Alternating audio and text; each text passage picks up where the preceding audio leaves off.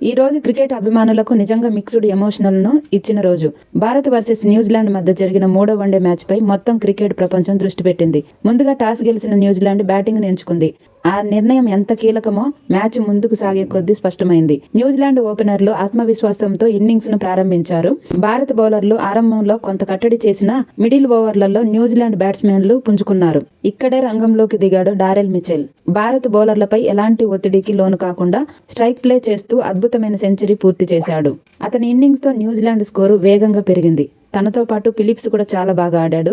అతను కూడా సెంచరీ చేశాడు. వీళ్ళిద్దరు పార్ట్నర్షిప్ 217 రన్స్ ఉన్నాయంటే ఇక వాళ్ళ ఇద్దరు గురించి చెప్పనవసరం లేదు.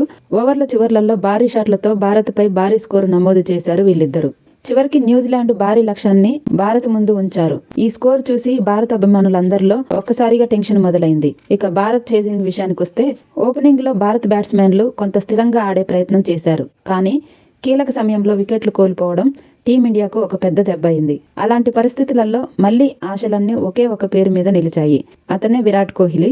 కోహ్లీ క్రీజ్లోకి వచ్చిన వెంటనే మ్యాచ్లో వాతావరణం మారిపోయింది.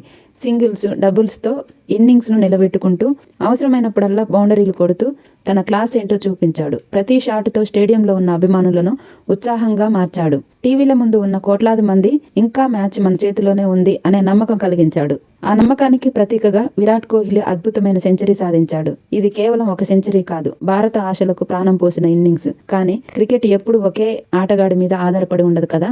మరో ఎండులో సపోర్ట్ లేకపోవడం, వరుస వికెట్లు పడిపోవడం భారత్పై ఒత్తిడిని మరింత పెంచింది. న్యూజిలాండ్ బౌలర్లు ప్లాన్ ప్రకారం బౌలింగ్ చేస్తూ భారత్పై ఆధిపత్యం సాధించారు. చివరి ఓవర్లకు వచ్చేసరికినే రన్ రేటు పెరిగిపోయింది. వికెట్లు కూడా చేతిలో లేవు. ఎంత పోరాడినా, ఎంత ప్రయత్నించినా భారత లక్ష్యాన్ని చేరుకోలేకపోయింది. చివరికి భారత్ ఈ మ్యాచ్లో ఓడిపోవడంతో 3వ వన్డే మ్యాచ్తో పాటు ఈ సిరీస్ మొత్తం న్యూజిలాండ్ చేతిలోకి వెళ్లిపోయింది. విరాట్ కోహ్లీ సెంచరీ మ్యాచ్లో హైలైట్గా నిలిచిన టీం ప్రకారం మాత్రం భారత్కు ఇది బాధాకరమైన ఓటమి. మొత్తానికి ఈ మ్యాచ్ మనకు ఒక విషయం చెప్పింది. క్రికెట్లో వ్యక్తిగత ప్రతిభ ఎంత గొప్పదైనా టీం పర్ఫార్మెన్స్ లేకపోతే విజయం దక్కదు.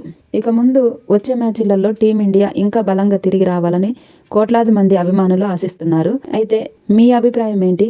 ఈ మ్యాచ్లో టర్నింగ్ పాయింట్ ఏంటి అనేది కింద కామెంట్ చేయండి. మరిన్ని క్రికెట్ విశేషాల కోసం మన ఛానల్ని సబ్స్క్రైబ్ చేసుకోండి. Thank you.